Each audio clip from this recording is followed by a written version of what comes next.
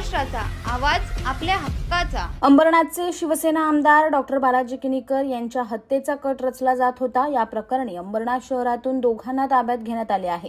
किनीकर हे अंबरनाथ मतदारसंघातून चौथ्यांदा आमदार म्हणून निवडून आले। शिवाय ते उपमुख्यमंत्री एकनाथ शिंदे यांचे जवळचे आणि विश्वासू आमदार आहेत।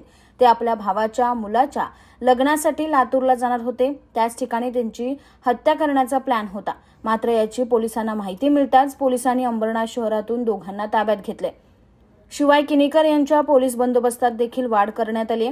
दरम्यान या प्रकरणी किनीकर समर्थक आक्रमक झाले असून अंबरनाथ बंदची हाक दिली जाणार असल्याचं सांगितलं जात आहे। किनीकर या संदर्भात लग्नाहून आल्यानंतर पत्रकार परिषद घेणार आहेत। तुमच्या परिसरातील काही घडामोडी किंवा समस्या असतील तर आमच्या वृत्तवाहिनीला संपर्क करा आणि तसेच सतत अपडेट राहण्यासाठी आमच्या वृत्तवाहिनीला सबस्क्राइब करा आणि बेल आयकॉन दाबायला विसरू नका।